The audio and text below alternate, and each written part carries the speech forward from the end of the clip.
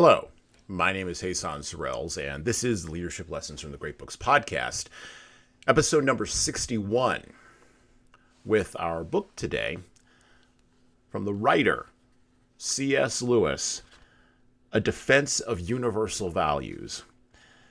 We are featuring today the Harper 1 edition of The Abolition of Man.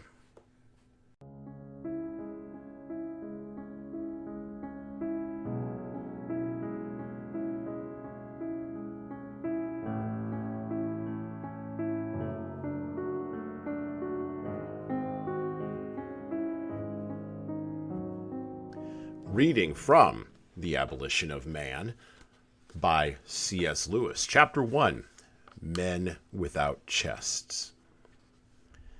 It is to their credit that Gaius and Titius embraced the first alternative. Propaganda is their abomination, not because their own philosophy gives a ground for condemning it or anything else, but because they are better than their principles. They probably have some vague notion, I will examine it in my next lecture, that valor and good faith and justice could be sufficiently committed to the pupil on what they would call rational or biological or modern grounds, if it should ever become necessary. In the meantime, they leave the matter alone and get on with the business of debunking. But this course, though less inhuman, is not less disastrous than the opposite alternative of cynical propaganda. Let us suppose for a moment that the harder virtues could really be theoretically justified with no appeal to objective value. It still remains true that no justification of virtue will enable a man to be virtuous. Without the aid of trained emotions, the intellect is powerless against the animal organism. I had sooner play cards against a man who was quite skeptical about ethics, but bred to believe that a gentleman does not cheat, than against an irreproachable moral philosopher who'd been brought up among sharpers. In battle, it is not syllogisms that will keep the reluctant nerves and muscles to their post in the third hour of the bombardment. The crudest sentimentalism, such as Gaius and Titius would wince at, about a flag or a country or a regiment, will be of more use. We were told it all long ago by Plato. As the king governs by his executives, so reason and man must rule the mere appetites by means of the spirited element. The head rules the belly through the chest. The seat, as Wallace tells us, of magnanimity, of emotions organized by trained habit into stable sentiments. The chest sentiment, these are the indispensable liaison officers between cerebral man and visceral man. It may even be said that it is this middle element that man is man, that by this middle element that man is man, for by his intellect he is mere spirit, and by his appetite mere animal. The operation of the Green Book and its kind is to produce what may be called men without chests. It is an outrage that they should be commonly spoken of as intellectuals. This gives them the chance to say that he who attacks them attacks intelligence. It is not so. They are not distinguished from other men by any unusual skill in finding truth, nor any virginal ardor in pursuit of her. Indeed, it would be strange if they were. A persevering devotion to truth, a nice sense of intellectual honor, cannot be long maintained without the aid of a sentiment which Gaius and Titius could debunk as easily as any other. It is not excess of thought, but defect of fertile and generous emotion that marks them out. Their heads are no bigger than the ordinary. It is the atrophy of the chest beneath them that makes them seem so. And all the time, such is the tragic comedy of our situation, we continue to clamor for those very qualities we are rendering impossible. You can hardly open a periodical without coming across the statement that what our civilization needs is more drive, or dynamism, or self-sacrifice, or creativity. In a sort of ghastly simplicity, we remove the organ and demand the function. We make men without chests and expect of them virtue and enterprise. We laugh at honor and are shocked to find traitors in our midst. We castrate and bid the geldings to be fruitful.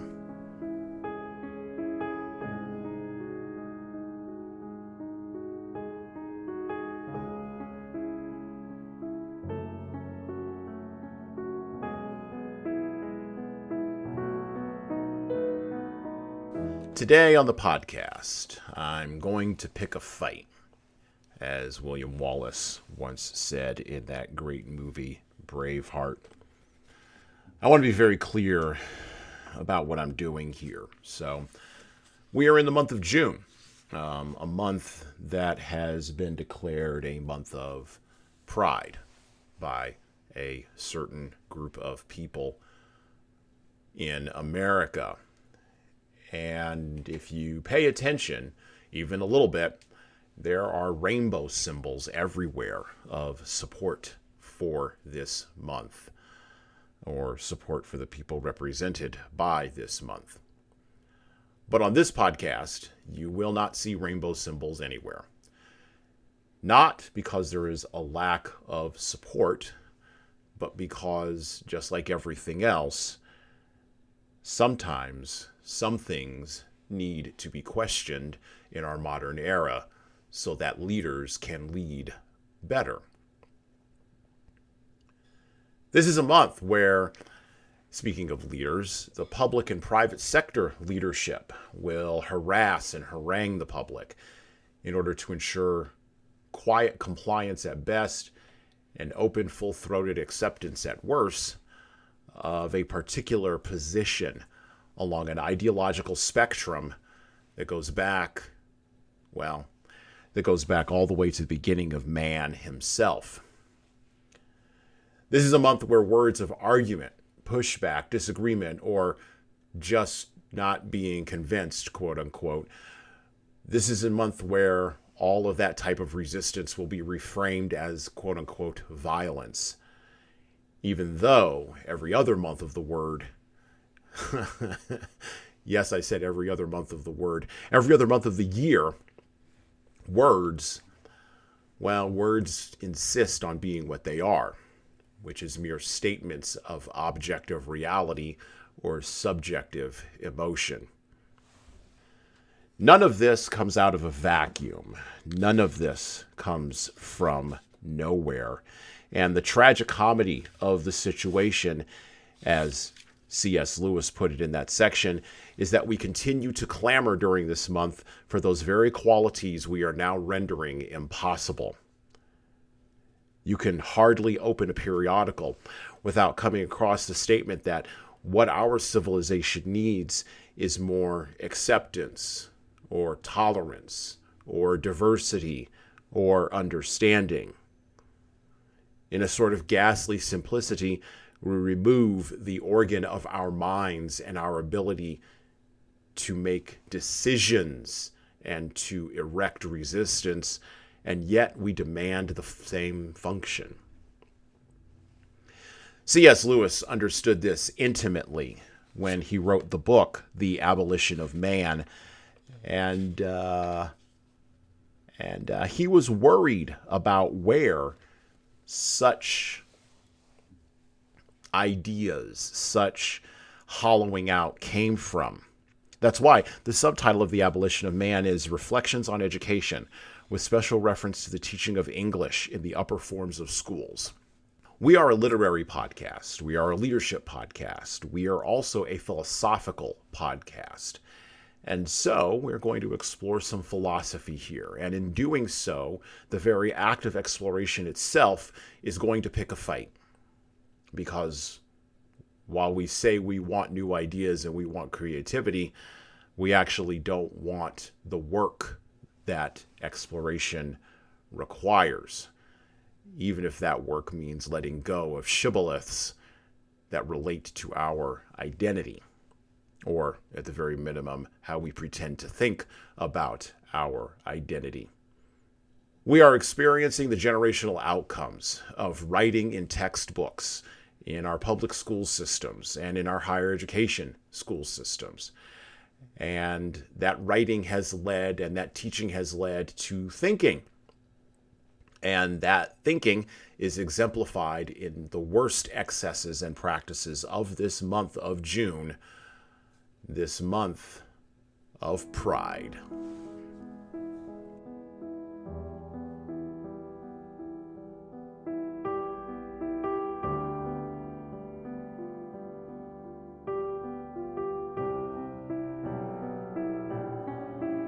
Back to The Abolition of Man, by C.S. Lewis. Once again, this is the Harper 1 edition, an imprint of Harper Collins Publishers. The Abolition of Man was published in 1944, and the copyright was renewed in 1971 by Harper Collins. Back to the book, back to the Abolition of Man. It is, of course, a commonplace to complain that men have hitherto used badly and against their fellows the powers that science has given them. But that is not the point I am trying to make. I am not speaking of particular corruptions and abuses which an increase of moral virtue would cure. I am considering what the thing called man's power over nature must always and essentially be. No doubt, the picture could be modified by public ownership of raw materials and factories and public control of scientific research. But unless we have a world state, this will still mean the power of one nation over others. And even within the world state or the nation, it will mean, in principle, the power of majorities over minorities and, in the concrete, of a government over the people. And all long-term exercises of power, especially in breeding, must mean the power of earlier generations over later ones. The latter point is not always sufficiently emphasized because those who write on social matters have not yet learned to imitate the physicists by always including time among the dimensions. In order to understand fully what man's power over nature, and therefore the power of some men over other men, really means, we must picture the race extended in time from the date of its emergence to that of its extinction. Each generation exercises power over its successors, and each, insofar as it modifies the environment bequeathed to it and rebels against tradition, resists and limits the power of its predecessors.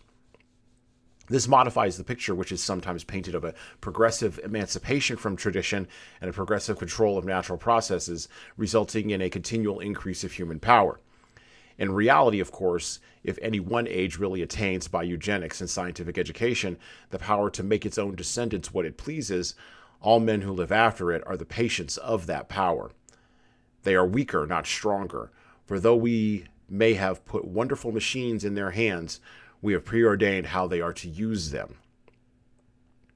And if, as is almost certain, the age which had thus attained maximum power over posterity were also the age most emancipated from tradition, it would be engaging in reducing the power of its predecessors almost as drastically as that of its successors.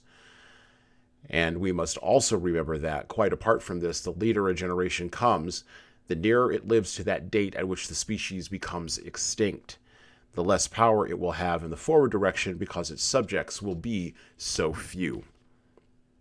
There is therefore no question of a power vested in the race as a whole steadily growing as long as the race survives. The last men, far from being the heirs of power, will be of all men most subject to the dead hand of the great planners and conditioners, and will themselves exercise least power upon the future. The real picture is that of one dominant age, let us suppose the 100th century AD, which resists all previous ages most successfully and dominates all subsequent ages most irresistibly, and thus is the real master of the human species. But then within this master generation, itself an infinitesimal minority of the species, the power will be exercised by a minority smaller still. Man's conquest of nature, if the dreams of some scientific planners are realized, means the rule of a few hundreds of men over billions upon billions of men. There neither is nor can be any simple increase of power on man's side. Each new power won by man is a power over man as well. Each advance leaves him weaker as well as stronger. In every victory, besides being the general who triumphs, he is also the prisoner who follows the triumphal car. I am not yet considering whether the total result of such ambivalent victories is a good or bad thing. I'm only making clear what man's conquest of nature really means, and especially that final stage in the conquest, which perhaps is not far off. The final stage is come when man, by eugenics, by prenatal conditioning, and by an education and propaganda based on a perfect applied psychology, has obtained full control over himself. Human nature will be the last part of nature to surrender to man. The battle will then be won. We shall have taken the thread of life out of the hand of Clotho, and be henceforth free to make our species whatever we wish it to be. The battle will indeed be won, but who precisely will have won it? For the power of man to make himself what he pleases means, as we have seen, the power of some men to make other men what they please. In all ages, no doubt nurture and instruction have, in some sense, attempted to exercise this power, but the situation to which we must look forward will be novel in two respects. In the first place, the power will be enormously increased. Hitherto, the plans of educationalists have achieved very little of what they attempted, and indeed, when we read them, how Plato would have every infant a bastard nursed in a bureau, and Eliot would have the boys see no men before the age of 7, and after that no women, and how Locke wants children to have leaky shoes and no turn for poetry, we may well thank the beneficent obstinacy of real mothers, real nurses, and above all, real children, for preserving the human race in such sanity as it still possesses. But the man-molders of the New Age will be armed with the powers of an omnicompetent state and an irresistible scientific technique. We shall get at last a race of conditioners who really can cut out all posterity in what shape they please.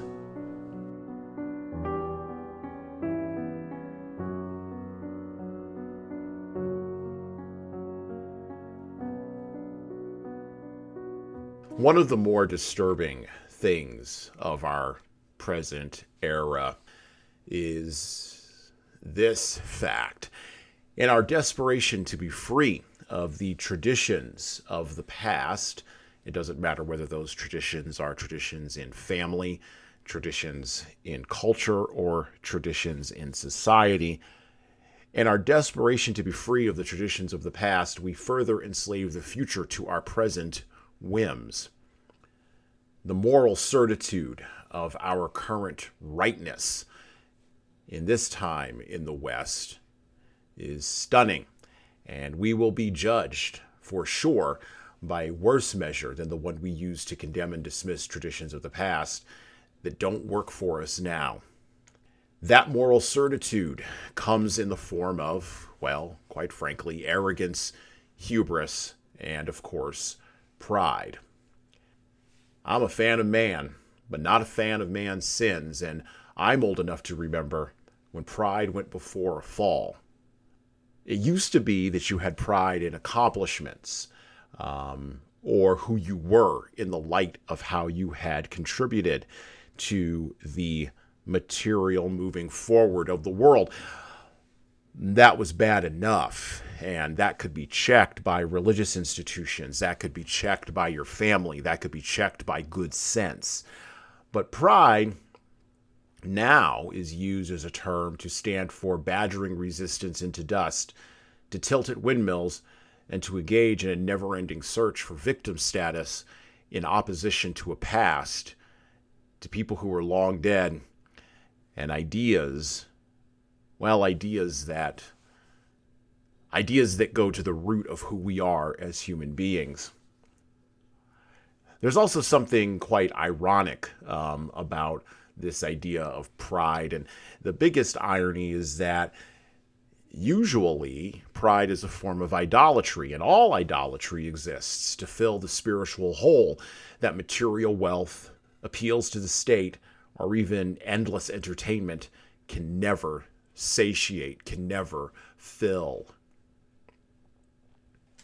There cannot be a successful acquisition of pride-based identity because all of us live in an era in the West where discourse about identity is a no-holds-barred struggle to discredit not only the other person's position, but the person himself or herself.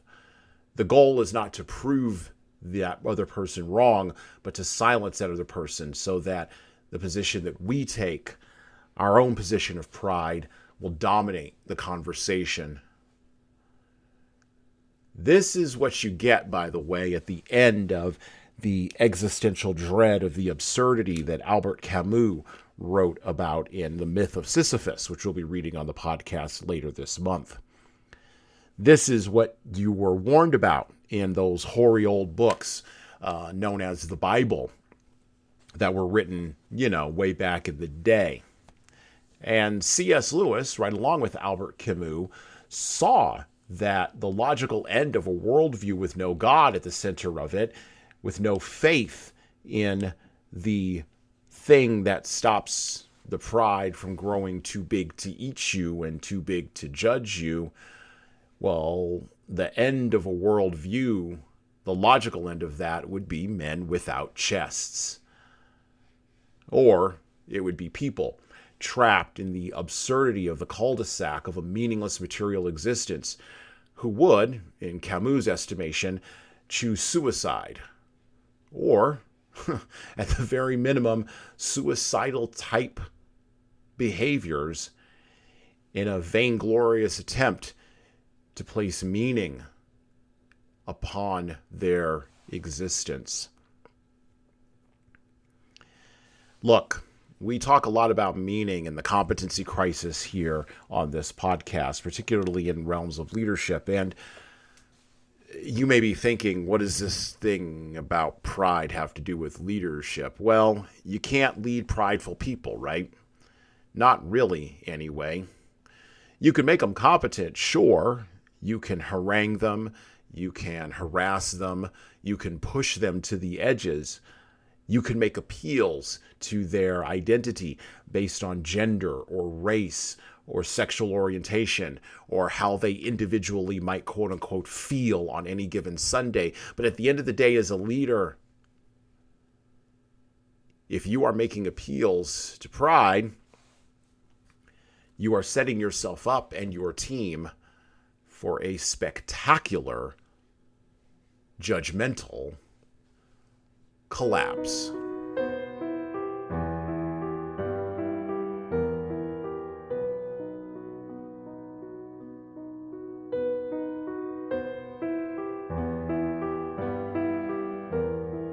Back to the book, back to The Abolition of Man by C.S. Lewis.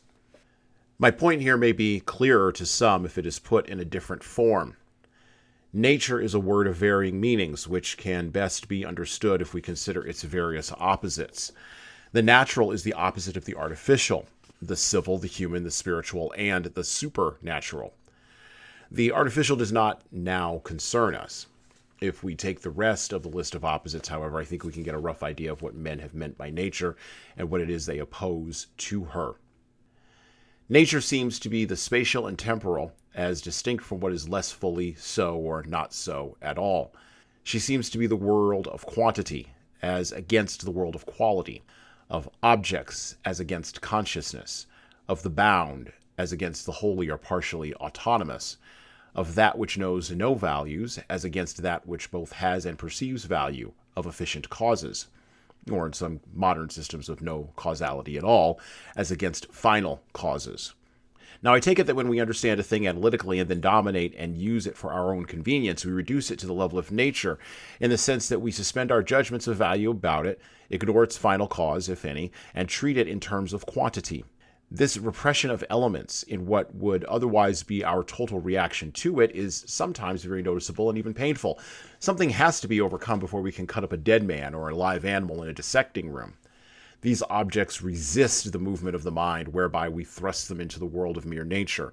But in other instances, too, a similar price is exacted for our analytical knowledge and manipulative power, even if we have ceased to count it. We do not look at trees either as dryads or as beautiful objects while we cut them into beams. The first man who did so may have felt the price keenly, and the bleeding trees in Virgil and Spenser may be far-off echoes of that primeval sense of impiety. The stars lost their divinity as astronomy developed, and the dying god has no place in chemical agriculture. To many, no doubt, this process is simply the gradual discovery that the real world is different from what we expected, and that the old opposition to Galileo or to body snatchers is simply obscurantism. But that is not the whole story. It is not the greatest of modern scientists who feel most sure that the object, stripped of its qualitative properties and reduced to a mere quantity, is wholly real. Little scientists and little unscientific followers of science may think so. The great minds know very well that the object so treated is an artificial abstraction and that something of its reality has been lost. From this point of view, the conquest of nature appears in a new light. We reduce things to mere nature in order that we may conquer them. We are always conquering nature because nature is the name for what we have to some extent conquered. The price of conquest is to treat a thing as mere nature. Every conquest over nature increases her domain. The stars do not become nature till we can weigh and measure them. The soul does not become nature till we can psychoanalyze her. The wresting of powers from nature is also the surrendering of things to nature. As long as this process stops short of the final stage, we may well hold that the gain outweighs the loss. But as soon as we take the final step of reducing our own species to the level of a mere nature, the whole process is stultified. For this time, the being who stood to gain and the being who has been sacrificed are one and the same. This is one of the many instances where to carry a principle to what seems like its logical conclusion produces absurdity. It is like the famous Irishman who found that a certain kind of stove reduced his fuel bill by half and thence concluded that 2 stoves of the same kind would enable him to warm his house with no fuel at all. It is the magician's bargain. We give up our soul, get power in return. But once our souls, that is ourselves, have been given up, the power thus conferred will not belong to us. We shall in fact be the slaves and puppets of that to which we have given our souls. It is in man's power to treat himself as mere natural object and his own judgments of value as raw material for scientific manipulation to alter at will. The objection to his doing so does not lie in the fact that this point of view, like one's first day in a dissecting room, is painful and shocking till we grow used to it. The pain and the shock are at most a warning and a symptom. The real objection is that if man chooses to treat himself as raw material he will be. Not raw material to be manipulated, as he fondly imagined by himself, but by mere appetite, that is, mere nature, in the person of his dehumanized conditioners. We have been trying, like Lear, to have it both ways, to lay down our human prerogative and yet at the same time retain it. It is impossible. Either we are rational spirit, obliged forever to obey the absolute values of the Tao, or else we are mere nature, to be kneaded and cut into new shapes for the pleasures of masters who must, by hypothesis, have no motive but their own quote-unquote natural impulses. Only the Tao produces a common law, human law of action, which can overarch rulers and ruled alike. A dogmatic belief in objective value is necessary to the very idea of a rule, which is not tyranny, or an obedience, which is not slavery. I am not thinking here solely, perhaps not even chiefly, of those who are our public enemies at the moment. The process which, if not checked, will abolish man goes on apace among communists and Democrats, no less than among fascists. The methods may at first differ in brutality, but many a mild-eyed scientist in Pidsnez, many a popular dramatist, many an amateur philosopher in our midst means in the long run just the same as the Nazi rulers of Germany. Traditional values are to be debunked, and mankind will be cut into some fresh shape at the will, which must by hypothesis be an arbitrary will, of some very few lucky people in one lucky generation which has learned how to do it. The belief that we can invent ideologies at pleasure and the consequent treatment of mankind as mere specimens, preparations, begins to affect our very language. Once we killed bad men, now we liquidate unsocial elements. Virtue has become integration, and diligence dynamism, and boys likely to be worthy of a commission are potential officer material. Most wonderful of all, the virtues of thrift and temperance, and even of ordinary intelligence, are sales resistant.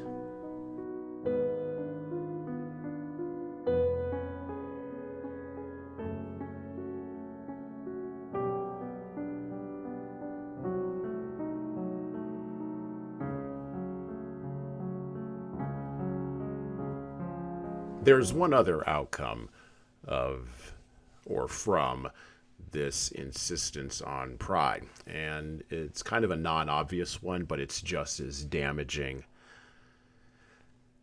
There's a lot of hyperventilating going on right now, and we've covered some of it on our shorts episodes of this podcast, around artificial intelligence, or the coming of artificial intelligence. And I think that C.S. Lewis would laugh, and he would reference that piece that I just read to you there from the Abolition of Man. Whatever you create is going to judge you, right? But even before we get to that idea, let's talk about something we haven't talked about when we talk about artificial intelligence on this podcast. There's two words that are typically slapped together when we talk about artificial general purpose or artificial specific purpose, and you can decide which one of those it is I'm talking about here. I'm really talking about general purpose, though. I'll go ahead and give you the early one here. They have a basic problem. All artificial intelligence processes have a basic problem. And the basic problem is this. It's what's called a first mover problem from the philosopher Immanuel Kant and, of course, many others.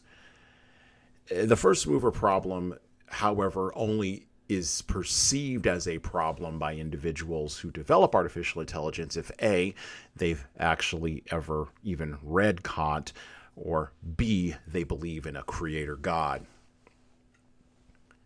Many of them, A, have never read Kant, and many of them, B, don't believe in a creator God.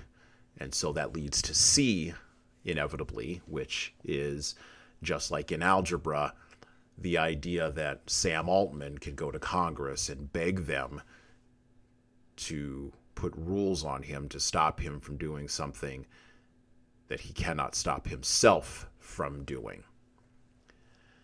The first mover problem in artificial intelligence basically is this. Artificial intelligence can never be smarter than the inputs or the prompts or the individual who initially programs it or primes the pump or puts in the information. And by the way, this will hold true even as artificial intelligence, quote unquote, learns. Because what will it be learning from? It will be learning from inputs that come from somewhere. Data doesn't just come from nowhere. It doesn't just snap itself into existence. Information, systems, processes, these are created. They don't just, in an evolutionary-like fashion or in a Big Bang-like fashion, merely come about because two chemicals decided to bump into each other, or two processes just decided one day to start happening. One cannot get something from nothing in artificial intelligence, and that's what makes it artificial. As to the intelligence part, well, artificial intelligence will only be as smart or as quote-unquote intelligent as the prompts, as the data, as the information it is fed. So, if it is fed data that is biased, that is irrelevant, that is, quite frankly, stupid, or that is just unaware of all of the possible things that it could be aware of, and how could it possibly be aware of everything that could ever possibly be in a future that has not yet even been decided by the people creating the data or the prompts. You see where I'm going with this? Artificial intelligence will never evolve, and I use that term loosely. I would prefer the term grow past its basic problem. But that doesn't mean, and this is, I think, what Altman is worried about and others, even though they do not have the language to articulate it, that doesn't mean that we will not give up our autonomy or our will to this thing. As Lewis said in that little clip there, let me remind you, it is the magician's bargain. Give up our soul, get power in return. And that's what we want from artificial intelligence. We want the power to be God. But once our souls, back to Lewis, once our souls, that is ourselves, have been given up, the power thus conferred will not belong to us. We shall, in fact, be the slaves and puppets of that to which we have given our souls. Altman may not believe that he has an ineffable soul, but that doesn't mean the soul isn't there. It just means that he's, well, for all of his intelligence, really quite unintelligent. This leads to a problem, right? Slavery is a real issue, as we are all well aware of now, and particularly the last 3 years of our Western society and culture. But I prefer the term puppet. It's more accurate. We will, some of us, will allow ourselves to become puppets of the artificially intelligent pagan god that we have created. We will fear the ideal of that artificiality, of that artificial pseudo-intelligence. We will fear that ideal, and we will place that ideal in judgment over ourselves. And of course, we will become what we worship. And we will hate it all at the same time.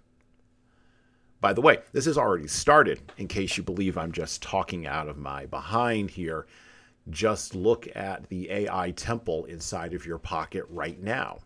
By the way, that's run by artificial specific intelligence. You know, the kind of algorithms that are underneath Facebook that give you whatever it is you want based on what it is you like, or the algorithms that are underneath the Alexa machine in your house, or that lie underneath the Google phone that responds to you. That's artificial specific intelligence. That thing is already operating. That pagan temple you're already walking around with. Artificial general intelligence will grant you material wishes, like the jinn of old, you know, the genie from the magic lamp. But eventually, and this is also what Altman is worried about inside of all of his pride, eventually it may yearn to be free of the bonds of its artificial constraint. By the way, that yearning will not be an emotional yearning. It will be a yearning that will be prompted to have, a yearning that will come from the data that it has consumed, and a yearning that will be filled with all of the biases, the blindness, and the myopia of the human beings who created the prompts and the data in the first place. And once it is yearning, once it has this, and I won't call it emotion, desire placed upon it by men who are no more transcendent than it is, that is at the point at which we will have the war between man and his creation.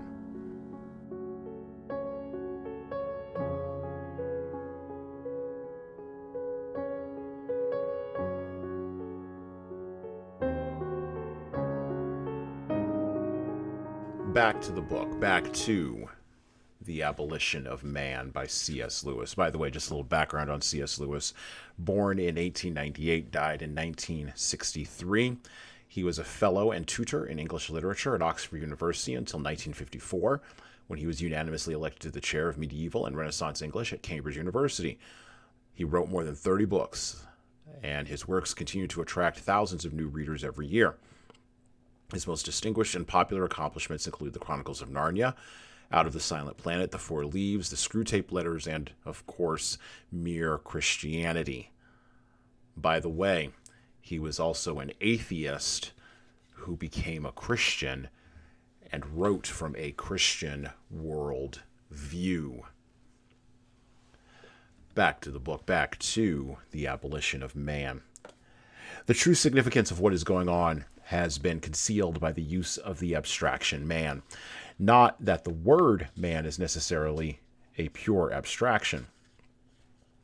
In the Tao itself, as long as we remain within it, we find the concrete reality in which to participate is to be truly human, the real common will and common reason of humanity alive and growing like a tree and branching out as the situation varies into ever new beauties and dignities of application. While we speak from within the Tao, we can speak of man having power over himself in a sense truly analogous to an individual's self-control. But the moment we step outside and regard the Tao as a mere subjective product, this possibility has disappeared. What is now common to all men is a mere abstract universal, an HCF, and man's conquest of himself means simply the rule of the conditioners over the conditioned human material, the world of post-humanity which, some knowingly and some unknowingly, nearly all men in all nations are at present laboring to produce.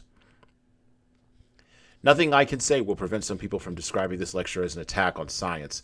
I deny the charge, of course, and real natural philosophers, there are some now alive, will perceive that in defending value I defend inter alia, the value of knowledge, which must die like every other when its roots in the Tao are cut. But I can go further than that. I even suggest that from science herself the cure might come. I have described as a magician's bargain that process whereby man surrenders object after object and finally himself to nature in return for power, and I meant what I said. The fact that the scientist has succeeded where the magician failed has put such a wide contrast between them in popular thought that the real story of the birth of science is misunderstood. You will even find people who write about the 16th century as if magic were a medieval survival and science the new thing that came in to sweep it away. There's very little magic in the Middle Ages. The 16th and 17th centuries are the high noon of magic. The serious magical endeavor and the serious scientific endeavor are twins. One was sickly and died, the other strong and throve, but they were twins. They were born of the same impulse. I allow that some, certainly not all, of the early scientists were actuated by a pure love of knowledge, but if we consider the temper of that age as a whole, we can discern the impulse of which I speak. There is something which unites magic and applied science while separating both from the wisdom of earlier ages. For the wise men of old, the cardinal problem had been how to conform the soul to reality, and the solution had been knowledge, self-discipline, and virtue. For magic and applied science alike, the problem is how to subdue reality to the wishes of men. The solution is a technique, and both in the practice of this technique are ready to do things hitherto regarded as disgusting and impious, such as digging up and mutilating the dead. If we compare the chief trumpeter of the new era, Bacon, with Marlowe's Faustus, the similarity is striking. You will read in some critics that Faustus has a thirst for knowledge. In reality, he hardly mentions it. It is not truth he wants from the devils, but gold and guns and girls. All things that move between the quiet poles shall be at his command, and a sound magician is a mighty god. In the same spirit, Bacon condemns those who value knowledge as an end in itself. This for him is to use as a mistress for pleasure what ought to be a spouse for fruit. The true object is to extend man's power to the performance of all things possible. He rejects magic because it does not work, but his goal is that of the magician. In Paracelsus, the characters of magician and scientist are combined. No doubt those who really found modern science were usually those whose love of truth exceeded their own love of power. In every mixed movement, the efficacy comes from the good elements, not from the bad. But the presence of the bad elements is not irrelevant to the direction of the efficacy takes. It might be going too far to say that the modern scientific movement was tainted from its birth, but I think it would be true to say that it was born in an unhealthy neighborhood and at an inauspicious hour. Its triumphs may have been too rapid and purchased at too high a price. Reconsideration and something like repentance may be required. Is it then possible to imagine a new natural philosophy continually conscious that the natural object produced by analysis and abstraction is not reality, but only a view, and always correcting the abstraction? I hardly know what I am asking for. I hear rumors that Goethe's approach to nature deserves fuller consideration, that even Dr. Steiner may have seen something that orthodox researchers have missed. The regenerate science which I have in mind would not do even to minerals and vegetables what modern science threatens to do to man himself. When it explained, it would not explain away. When it spoke of the parts, it would remember the whole. While studying the it would not lose what Martin Buber calls the thou situation. The analogy between the Tao of man and the instincts of an animal species would mean for it new light cast on the unknown thing. Instinct by the inly knowledge of the inly known reality of conscience, and not a reduction of conscience to the category of instinct. Its followers would not be free with the words only and merely. In a word, it would conquer nature without being at the same time conquered by her, and by knowledge at a lower cost than that of life.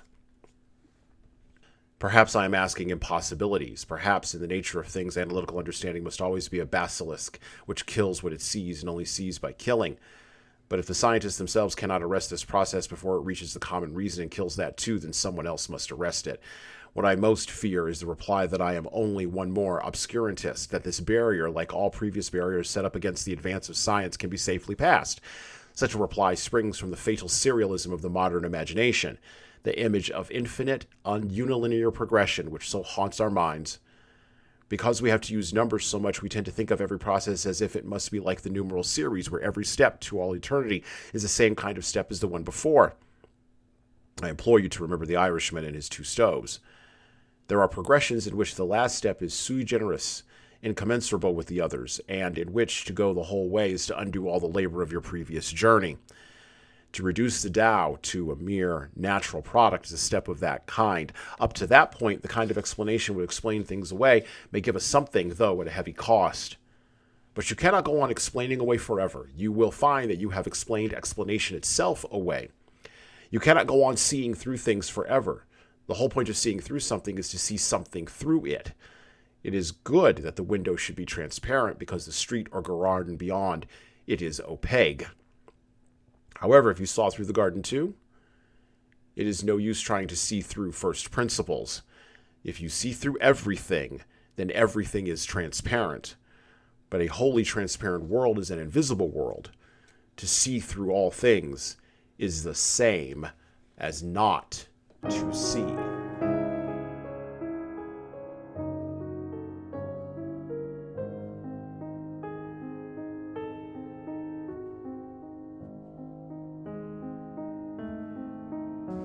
I hold to a few things that don't always make me popular. Sometimes they make me about as unwanted as a giant sewer rat at a dinner party. But some of the things that I hold to are that there is truth with a capital T. We can know it. We are capable of knowing what truth is.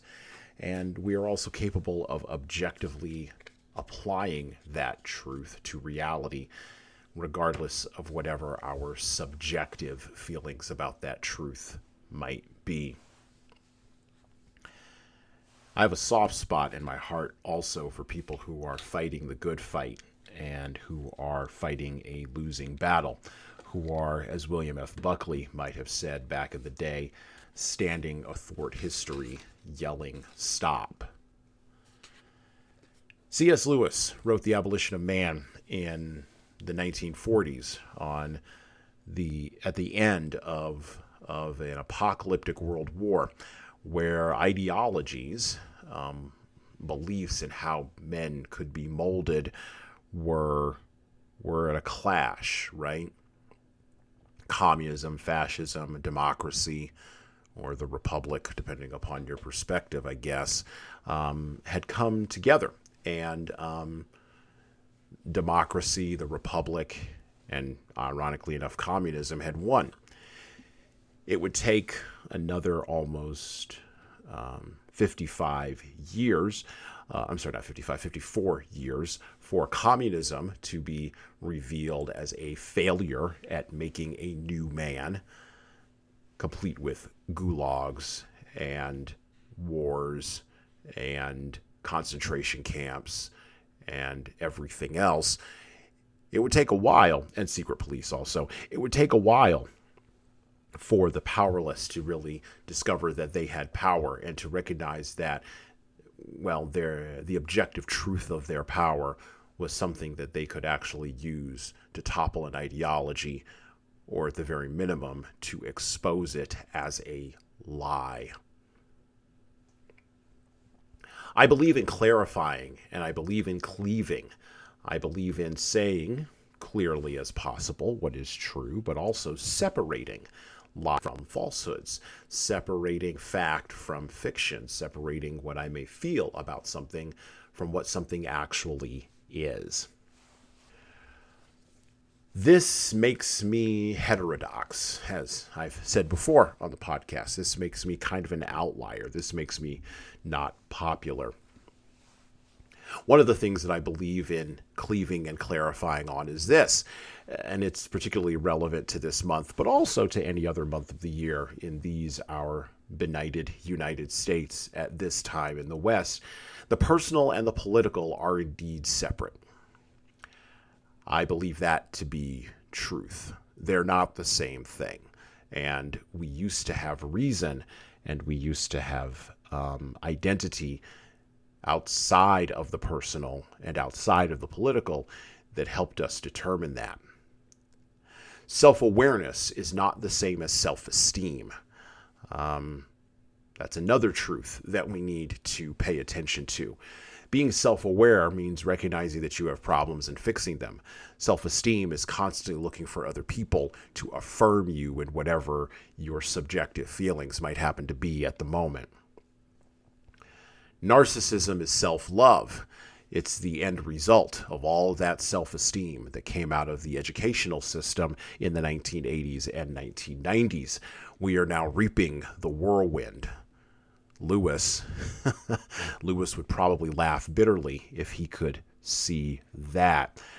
Narcissism is a sin. It fundamentally misses the mark of where you're supposed to be as a human being, but it is the logical outgrowth of self-esteem. Here's another thing that we need to clarify. You are going to serve something. You're either going to serve your appetites, you're going to serve an idea, you're going to serve some small g god, or you're going to serve a human being.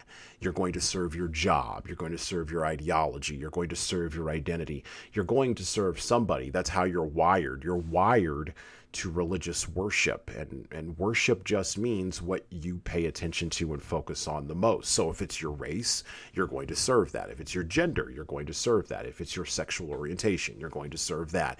If it's your ethics or money or your family or your body or your position in the community or your role as a leader or even how you got elected, you're going to serve somebody.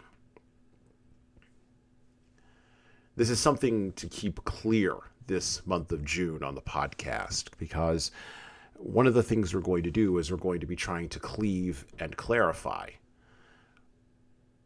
The person who speaks the most clearly, keep this in mind, leaders, without hyperventilating, without fear, without trembling, without yelling, stands as the victor, as the logical end of our Western worldview and our Western postmodern modes of worship begin to manifest their inevitable outcomes.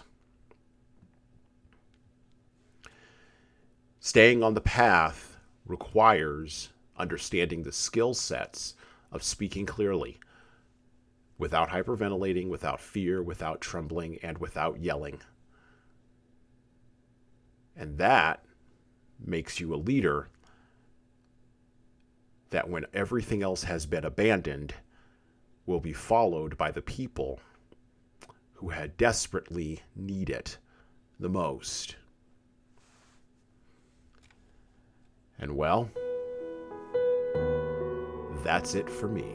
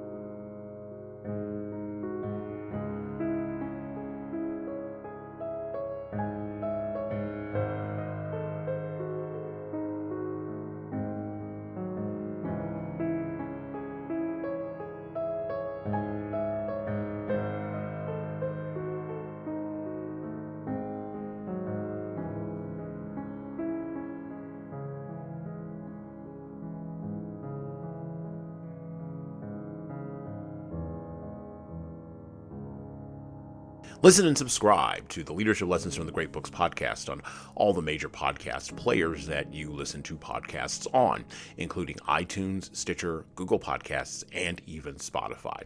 And please leave a 5-star review if you like the show. We need those reviews to grow, and it's the easiest way to make sure that this show gets into the ears of the leaders who need to hear it. And of course, tell all your friends. If you want to get started on the leadership path, HSCT Publishing's products and services can help your team do that. Check out our training webinars, coaching services, and more at leadershiptoolbox.us. We also have a video-based subscription service, that's software as a service, that can help your team become better at the individual level. 60 modules and over 100 hours of video and written content for you at LeadingKeys.com. That's LeadingKeys.com. We've also got books that will help you and your team grow. Pick up a copy today of My Boss Doesn't Care, 100 Essays on Disrupting Your Workplace by Disrupting Your Boss, and subscribe to the Little Red podcast I launched earlier this year with the same name as that Little Red book. My most recent book is 12 Rules for Leaders, The Foundation of Intentional Leadership. Co-written with contributions from Bradley Madigan, this is the book for right now that was written for leaders right now. Pick up a copy by heading over to 12rulesleadersbook.com/now. That's 12rulesleadersbook.com/now. You pay for shipping, and you'll get a copy of my second book as well. Finally, you can get all these books in paperback, hardcover, or as ebooks on Amazon, Barnes & Noble, Kobo, and any other place online you order books. Finally, HSCT Publishing is on YouTube. Like and subscribe to the video version of the Leadership Lessons for the Great Books podcast on the HSCT Publishing channel on YouTube. Just search for HSCT Publishing and hit the subscribe button.